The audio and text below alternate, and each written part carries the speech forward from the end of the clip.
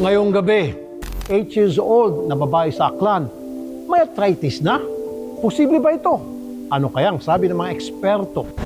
From Cavite with Love. Draftsman sa Cavite, sa Taguig pa nagtatrabaho. Pero handang isabay kahit sino sa kanyang motorsiklo ng libre. At siya na nga bang future pambansang kamuo? Ang 9 years old pa lamang na si Quadro King, kung saan-saang lugar na umiikot dahil sa kanyang galing sa boxing ring. Ako po si Rafi Tulfo, ang kapatid mo.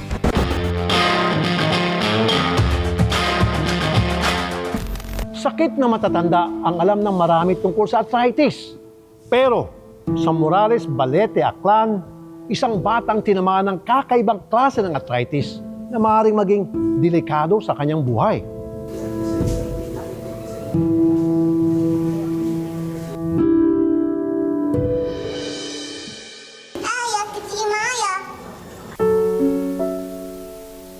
Alam nyo ba, 8 taong gulang na siya.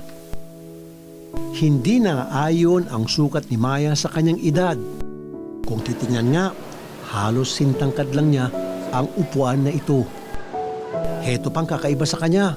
Sa edad na 8 anyos, may sakit siyang arthritis. At ito ang nakakaapekto sa kanyang paglaki, pati sa kanyang paglalakad. Iyon, ganito po yung ano niya, hindi pantay. Halimbawa, ito po yung buto natin. Tumaas po itong isa. Kaya kailangan daw po ito iikutin at hilahin pababa para magiging pantay na yung kanyang paglakad. Normal naman daw ang pagbubuntis ni Nanay Rosalinda kay Maya. Kumpleto siya sa check-up at wala nakitang problema sa paglaki ng bata. Madaldal na bata, tapos kasi nga nakalagay siya sa kuna na kahoy, kaya parang matuto siya doong maghakbang-hakbang. Kaya maaga po siyang nakapaglakad. 1 year pa lang, talagang naglalakad na siya. Pero pagtungtong ng 2 taong gulang, doon na nila napansin ang pagbabago. Nabigla nga lang po ako doon nung nadapa lang po siya. Yun, doon nag-umpisa. Kinabukasan, nilagnat na po siya. Akala ni Nanay Rosalinda na pilay lang ang anak niya. Kaya sa manghilot sila dumiretso. Ngunit hindi gumaling si Maya at pabalik-balik pang lagnat. Tapos inadmit namin siya. Tapos hindi talaga maano yung lagnat niya kung saan galing. Nagpalipat-lipat sila ng ospital. Ilang linggo na kasi. Pero hindi pa rin matukoy ang pinagmumula ng lagnat. Decide na kami na ilipat namin sa private kasi 2 linggo na po kami doon sa public. Hindi talaga siya gumagaling. Pag namin ng 1 linggo sa private, nag-decide na din yung private na ilipat po kami ng Iloilo. Kasi lahat po na sa kanya, mga laboratory, x-ray, lahat-lahat po, clear naman. Kaya nagtaka po yung doktor kung saan talaga galing yung lagnat niya. Kasi 2 buwan na po yung lagnat niya, ma'am, hindi pa talaga nawala. Pagdating namin ng Iloilo, ang tagal din doon na nalaman yung sakit niya. 1 buwan din kami doon at 3 araw bago po nalaman. Sa huling ospital na pinuntahan nila, nagkaroon din sa wakas ng pangalan ang karamdaman ni Maya. Ito ay systemic arthritis. Prednisone po yung gamot dyan para po makontrol yung systemic symptoms saka methotrexate. Ngayon, after 1 year po ng paggagamot, medyo hindi siya nagre-respond sa prednisone kasi nga every time na binababaan ko yung dose, sumasakit na naman yung joints niya, naglalagnat. So, sinift ko siya sa tocilizumab. Yung tocilizumab, mga biologic treatment na yon. Kaya lang, problema kay Maya, nag-allergy po siya. Dahil po sa sakit at saka sa matagal na pag-inom niya ng prednisone, naapektuhan na po yung kanyang hip joint. Kaya po, yun, na-refer sa ortho and then in-advise po na operahan. Gaya sa matatanda, kailangan din ng arthritis na ito ng maintenance. At kailangan dalhin si Maya sa ospital kada 2 o 3 buwan. Minomonitor po yung kanyang kidney at saka yung kanyang atay. Dahil nga nagagamot naman. Sa bawat check-up, gumagastos sila Nanay Rosalinda ng nasa 9,000 piso. Mabigat ito para sa kanila, lalo't pa-extra-extra lang ang kanyang mister sa trabaho. Minsan mag-ano siya ng construction, yung construction naman lang siya, yung parang extra-extra lang. Mag-ano siya ng lechon na ng baboy, kung mayroong magpapalechon siya siya yung magpatay ng baboy, 300 po kasi per head noon. Eh yung lechon kasi ngayon, lalo pa pag walang mga okasyon doon sa probinsya, wala rin. Heto ang isa pang problema ni Maya. Inabisuhan kasi sila ng doktor na opera ng bata para umayos ang kanyang lakad. Kaya naman, mula Balete, Aklan, lumuwas pa ang mag-ina papuntang Maynila para humingi ng tulong sa inyong lingkod. Hingi po ako ng tulong kay Sir Rapi Tulfo. Sir Rapi Tulfo kasi napanood ko sa video, hindi lang po yung mga asawa yung nag-aawa yung kanyang na... Marami po ako nakikita na ganyan. Paano nga bang gamutan sa kondisyon na ito ni Maya? Susunod na yan, dito sa kapatid mo.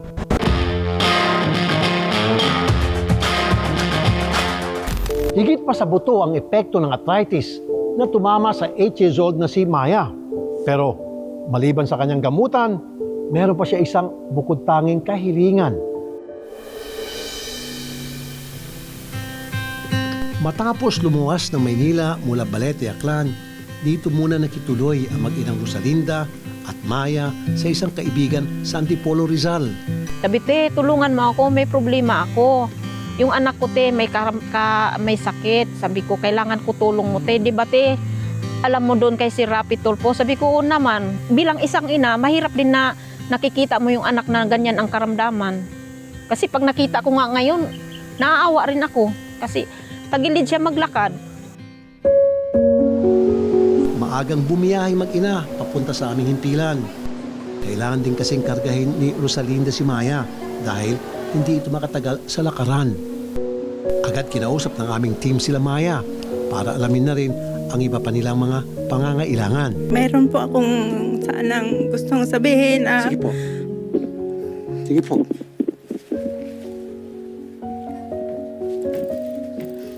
Pasensya na po. Hindi, okay lang po, ma'am. Una sa lahat, nagpasalamat ako sa Diyos dahil kayo po yung binigay sa amin ng paraan para po magamot po si Maya. Batid ng inyong lingkod ang tindi ng pangangailangan na mag-ina. Kaya heto ang aming aksyon. Yung sa bakal, sagot ko na po yan. Ngayon, depende ko ang sasabihin ng orto, pag kailangan ng wheelchair, specialized wheelchair po yan siguro, then papagawa tayo ng pasadya tayo specialized wheelchair para sa kanya po. Pati yung mga gamot, sagot ko na po yan, at pamasahin niyo pagpunta rito, pauwi. Alam ko, nangutang pa ata kayo para magkaroon kayo pamasahe pauwi. Sagot ko na po lahat yun. Wala nang problema, okay? Opo, may isang wish po kanina si Maya sa likod po ng studio. Anong wish ni Maya? Sige Maya, anong wish mo? Gusto ko pong bike purple. Ano na? Penguin. Penguin Bike po. na purple at saka penguin. Ay, napakadaling basic. Yun lang. Baka meron pa. At dahil mahaba-haba ang naging araw na mag-ina, minabuti na naming i-blow up na rin sila. Mostly Filipino dish ang sinaserve namin. No, yung mga kare-kare, mga classic Filipino dish, we have gising-gising, crispy pata. More on Filipino dish kasi gusto sana namin is originally bawat province meron kaming authentic na or semi-authentic na dish. Nalaman namin na may isa pa palang kahilingan si Maya. Gusto mo raw TV? Sabi sa akin ni Ate Clyde. Apa, Bakit gusto mo TV? katood ko pa si Ate Tulfo. Dahil dyan, your wish is my command. Ang Bodega ni Nakamura para rin makatulong sa mga maliliit na naghahanap buhay. Kaya binebenta lang namin siya ng mura. Yung TV na yan, yung Smart TV, may YouTube yan. Kaya siguradong mapapanood nyo si Idol Rapi Tulfo ng maayos, malinaw at quality. Nagpaabot na rin kami ng tulong kay Nanay Aida na siyang tumulong upang makadulog ang mag-ina sa inyong lingkod. At hindi namin ang pinansyal na tulong para sa mag-ina habang naghihintay sa operasyon ni Maya. Maraming salamat. Thank you, Lord, dahil may tao po kayong ginawang paraan na makatulong po sa amin at kayo po yun.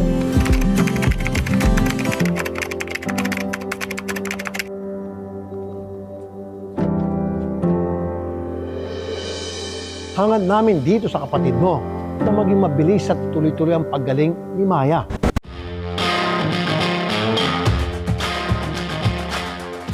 Sa mga taga Cavite o Taguig, malamang nakasalubong niyo na siya o baka nayangkas ka pa niya. Pandemic pa nagsimulang magpalibreng sakay si Ryan sa kanyang motosiklo. Pero ngayong mahal na ang petrolyo, kumusta naman kaya siya? Kumusta kayo, kuya? Saan ka po? Iyan muna pula natin pala, sir. Tama-tama pala, sir eh. Maga ka makakauwi ngayon, sir. Patagal ka na kayo nagtrabaho sa EPSA? Magdadalawang taon sa... Dito na lang po. Nagkaroon po ako ng struggle nung dati pa po. Nung trabaho ko po ako, wala ako ng motor nun eh. Naranasan ko po yung gano'ng kahirap yung mag-commute galing papasok at pauwi galing sa trabaho po. Mula 2014 hanggang 2019, namamasahe lang ang draftsman na si Ryan papasok sa pinagtatrabahuan sa Taguig at pauwi sa Cavite. Sa haba't hirap ng kanyang biyahe araw-araw, masasabi na ngang isa siyang tunay na mandirigmang commuter. Pag sa umaga, medyo marami na po yung sumasakay at kadalasan po pag nakasakay ako ay nakatayo na lang hanggang Maynila. Pag pauwi naman po galing trabaho, ganun din po yung sitwasyon. Tatayo ka din po sa bus. Kasi pong biyahe simula Ayala hanggang Cavite, mga sa kalahating oras po. Taong 2020, dala na rin ang pangangailangan, nakaipon at nakabili rin sa wakas ng sariling motosiklo si Ryan. Kasabay nito, umarangkada na rin ang panibago niyang misyon. Nung nagkaroon po ako ng motor, naisip ko po na siguro pwede siguro ako mag-alok ng sakay sa mga kababayan, sa mga nagtatrabaho, papauwi. At ayun po, nung 2020, nagsimula po ako noon. Pagpapasok ko po sa trabaho, nag-aalok po ako ng libreng sakay. Ibang klase rin itong libreng sakay na inaalok ni Ryan. Hindi lang kasi mga malalapit ang ino-offer niyang biyahe, kundi kahit yung mga out of the way. 5:30 ng umaga, meron po ako naiisakay na isa palabas ng Nobeleta. At meron naman po papunta ng Bacoor. So, pag pauwi naman po, galing trabaho, mga bandang 4:00, doon na po ako nagsisimula na mag-libreng sakay. Simula Taguig hanggang Cavite. Pag simula po sa Taguig, may nakukuha po ako doon na isa. Tapos, naibababa ko sa may bandang Gate 3, minsan sa may Merville. At yung mga sumunod po, sa Las Piñas na po ako nag-aalok ng libreng sakay hanggang sa makarating po ako ng Cavite. At ayun po, pag dating po ng EPSA, dumadaan po ako doon at nag-aalok po ako ng libreng sakay. At minsan po 2, 3, 4 papuntang Tansa at ang iba naman po ay papuntang Naik, 13. 34 kilometers ang pangkaraniwang biyahe ni Ryan mula Taguig hanggang Cavite. Pero pag nagpalibreng sakay siya, umabot na higit 70 kilometers ang nababagtas niya. Kung sakali po naman na lumampas ako ng lugar, nag-aabang po ako ng may sakay ko po pabalik ng minsan po ng EPSA, papuntang Rosario at malapit na po kasi po yun doon papunta sa bahay po namin. Umaabot po yun ng mga 4 hanggang 7 po na pasahero po. Yun po yung medyo marami ko pong naisakay po. Aminado si Ryan kung minsan merong nagdududa. Kadalasan po yun po yung unang impression nila sa akin na baka ako daw po ay manluloko, holdapper, scam, minsan o kaya kasama daw ko sa isang mga grupo, ganyan po. Yun naman po ay after ko po sila mapaliwanagan, kumakalma naman po sila. Ma'am, walang bayad to, ma'am. Ngunit hindi ba siya nangangamba sa kanyang kaligtasan? Isa rin po yun sa pinakatakot ko na maka-encounter po ako ng masamang tao at gawan po ako ng masama. Pero sa adikain ko po na makatulong sa ibang tao, Diyos na po yung humahalili sa akin na ilayo po ako sa masamang tao. Sa kabila ng mga pagsubok, nanatili siyang positibo. May panahon po at may oras po na ako po ay pinanghihinaan dahil masakit po yung katawan ko, mabigat po pagising sa umaga. Siyempre yung sa gastusin ko po ay tumataas na rin po. Pero hindi po yun yung dahilan para sa akin. Habang sa tuwing umalis po ako ng bahay, marami po akong nakikitang tao, commuters na nag-aabang po. Kaya ginagawa ko po ay nilalakasan ko na lang po ang loob ko na tulungan sila para makarating din po sila sa kanilang bahay ng maaga at makaiwas po sa traffic po. Habang lumalayo ang binibiyahe ni Ryan, lumulobo din ang kanyang gastusin. Ang mahal pa naman ngayon ng gasolina. Paano na kaya ang kanyang misyon? Noong time po na tumaas po yung gasolina, dire-diretso lang po ako noon na mag-alok ng libreng sakay po. O hindi po ako napigilan nung aking hadikain na mag-libreng sakay kahit tumaas po yung gasolina po noong time na po yun. Kahit salat sa yaman, nagagawa pa rin tumulong ni Ryan sa simpleng pamamaraan. Kaya ngayon, siya naman ang ating tutulungan sa pagbabalik ng kapatid mo.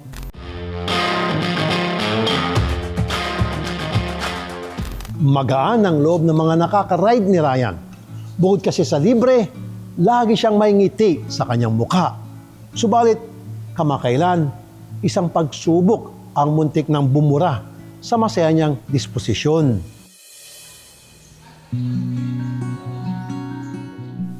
taong ding nag-commute si Ryan mula Cavite Patagig bago siya nagkaroon ng sariling motorsiklo.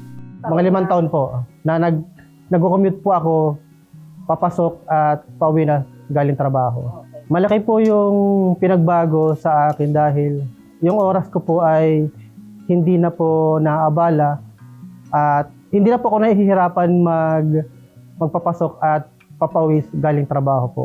Dahil po sa may gamit na po ako na motor po. Yun po yung pinakadahilan ko po na mag-alok po ako ng libreng sakay para makatulong po sa ibang tao po. Lalo po sa mga nagtatrabaho.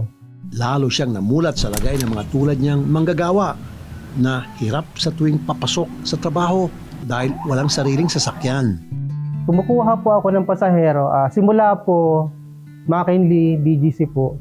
Doon po ako nagsisimula kasi meron po doon na sakayan ng jeep. Kapag yung jeep po ay wala pang dumadating, doon po ako nag-aalok ng libreng sakay at meron po sa akin sumasakay. Minsan papunta ng Gate 3, minsan papunta ng Malibay, Pasay, minsan po papunta ng Mirdil, at minsan naman po ay papunta ng Moonwalk.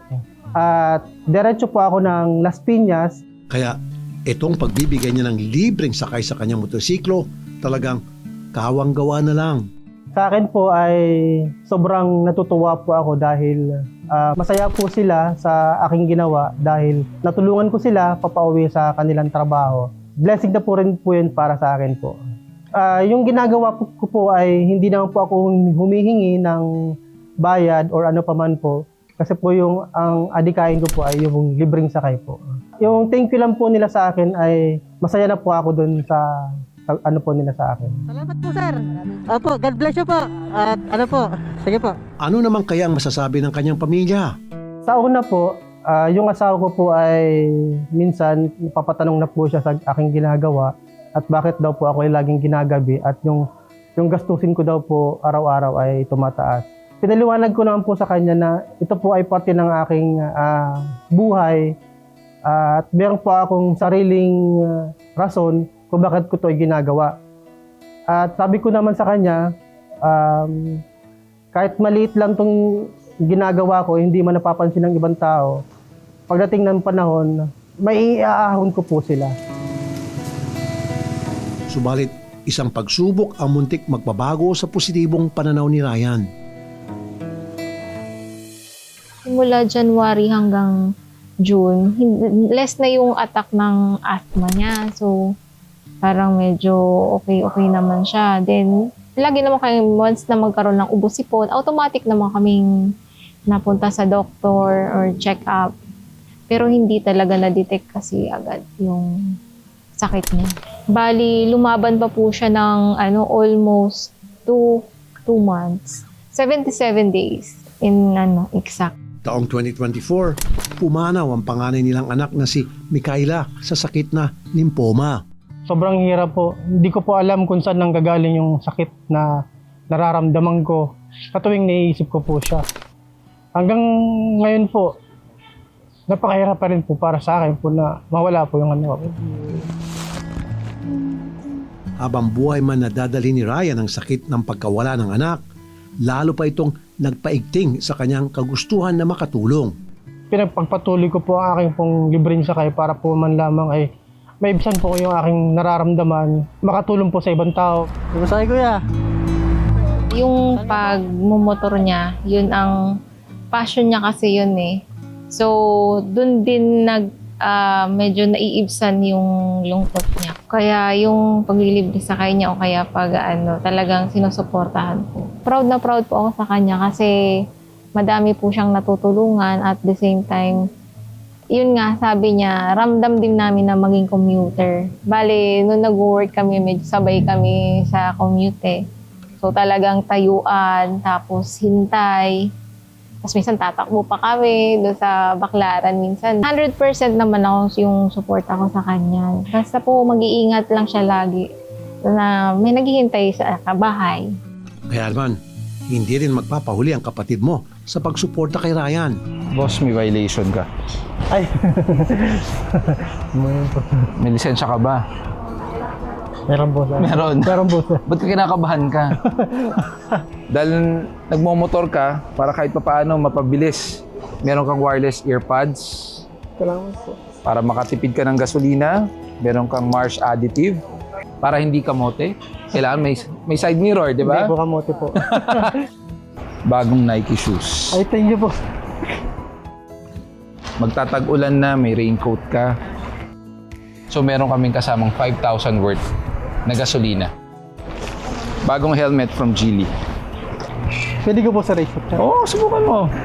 Tagal na po nung helmet ko po sir. Matagal na ang helmet. Sakto pala. Saktong-sakto. Salamat po sir. Salamat po sir. Bukod dyan, ang masarap na tanghalian na meron pang view ng Bulkang Taal.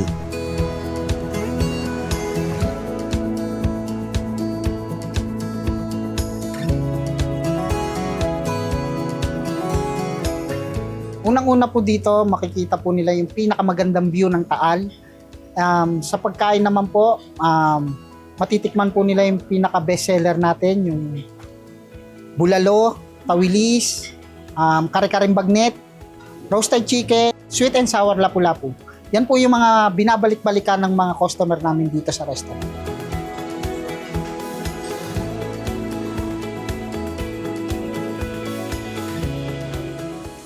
Si Senator Raffy Tulfo po nagpadala rin po siya ng 10,000 pesos tulong financial po para po sa inyo. Maraming salamat po Senator Raffy Tulfo sa oportunidad po na binigay niyo po sa akin, sa aming pamilya. Salamat din po sa financial assistance na binigay niyo po sa akin. Maraming salamat po Senator Raffy Tulfo. Maraming salamat po Senator Raffy Tulfo sa lahat ng mga na-experience po namin simula sa umpisa. Salamat po sa pagbibigay tulong at sa pag-appreciate po ng mga taong gaya po sa mga ganitong gawain. Salamat po.